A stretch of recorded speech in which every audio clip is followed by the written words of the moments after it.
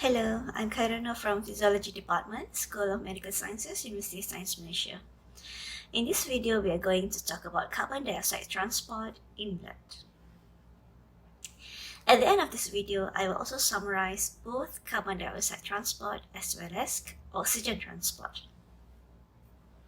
We start with carbon dioxide. Carbon dioxide in the blood is carried in three forms: as dissolved carbon dioxide, bound to hemoglobin, which is called carbaminohemoglobin, and as bicarbonate, which is a chemically modified form of carbon dioxide.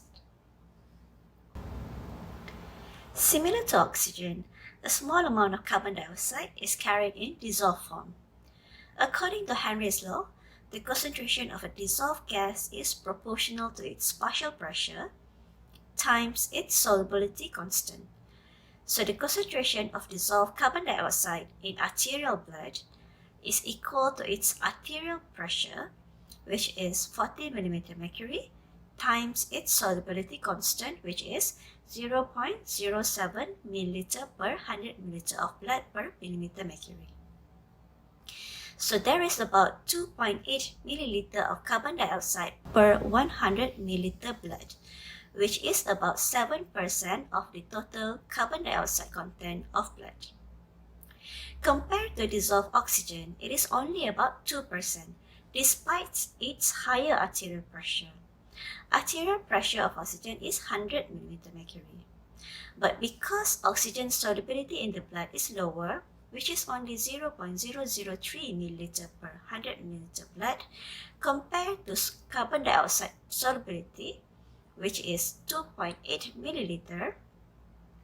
Therefore, total dissolved oxygen is only 0.3 milliliter per 100 milliliter blood, which is only 2% of total oxygen in the blood is in dissolved form. The other 93% of carbon dioxide in the blood diffuses into the red blood cells. About 23% bind to hemoglobin, forming carbaminohemoglobin, while the other 70% are converted to bicarbonate. Carbon dioxide binds to hemoglobin at a different site than oxygen. Oxygen binds to the hemoiety, while carbon dioxide binds to the N-terminus of the globin chain. Because of this, the binding of either oxygen or carbon dioxide onto a hemoglobin would affect its affinity for the other. In Bohr effect, when carbon dioxide binds to hemoglobin, the hemoglobin affinity for oxygen decreases, so more oxygen is unloaded. The oxygen-hemoglobin dissociation curve shifts to the right. This is what happens in the tissues. Tissues produce carbon dioxide.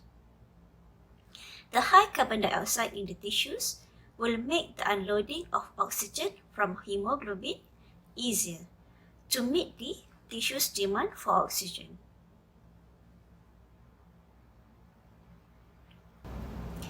On the other hand, when oxygen binds to hemoglobin, the hemoglobin affinity for carbon dioxide is decreased, so more carbon dioxide is unloaded. This is Haldane effect. In the lungs, arterial pressure of oxygen is high. More oxygen bound to the hemoglobin. Hemoglobin affinity for carbon dioxide is reduced, so the carbon dioxide is unloaded into the alveolus.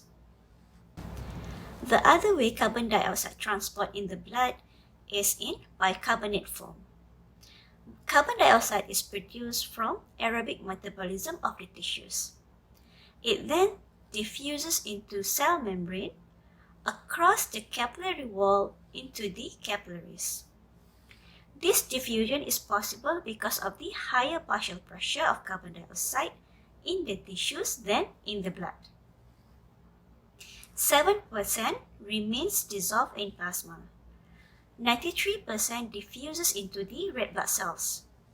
23% binds to hemoglobin and form carbaminohemoglobin.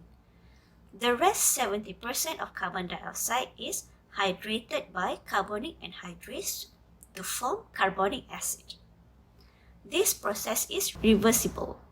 However, the process tends to be forward because carbon dioxide is always produced by the tissues. The carbonic acid then dissociates into hydrogen ion and bicarbonate. The bicarbonate is transported into the plasma in exchange for chloride. It is chloride in order to maintain the charge balance, negative for negative. This is called chloride bicarbonate exchange or chloride shift. It is accomplished by an anion exchange protein called band-3 protein. The bicarbonate is then carried to the lungs in the plasma of venous blood. The hydrogen ion remains in the red blood cells. If it is remain free in solution, it would acidify the red blood cells and the venous blood. So the hydrogen ion need to be buffered so that the pH of the blood remains within the physiologic range. The hydrogen ion is buffered by deoxyhemoglobin. The hydrogen ion is carried in the venous blood to the lungs by deoxyhemoglobin. Conversely, in the lungs, all of the reactions are reversed. Hydrogen ion is released from deoxyhemoglobin. Bicarbonate enters the red blood cells in exchange for chloride. Hydrogen ions and bicarbonate combine to form carbonic acid, and carbonic acid dissociate into carbon dioxide and water. The carbon dioxide and water are expired by the lungs. Let us summarize both oxygen and carbon dioxide transport in one figure. Oxygen received from the alveoli is transported into the blood in two forms: 2% dissolved in the plasma and 98% bound to hemoglobin. Oxyhemoglobin are carried by systemic circulation to the tissues. Because of the higher pressure of oxygen in the oxygenated blood than the tissues, dissolved oxygen diffuses into the tissues. The higher pressure of carbon dioxide in the tissues also causes hemoglobin's affinity for oxygen reduce. So the oxygen is released from the hemoglobin into the tissues. This is Bohr effect. Carbon dioxide is carried in the blood in three forms. About 7% is in dissolved form. 23% binds to hemoglobin. 70% as bicarbonate. At the lungs, the venous pressure of carbon dioxide is higher than the alveolar pressure. So, dissolved carbon dioxide diffuses into the alveolar. The higher pressure of oxygen in the alveolar reduces hemoglobin affinity for carbon dioxide. So, carbon dioxide is released from the hemoglobin into the alveolar. This is Haldane effect. The bicarbonate is again transformed into carbon dioxide and exhaled by the lungs. So that's all for oxygen and carbon dioxide transport. Thank you for watching.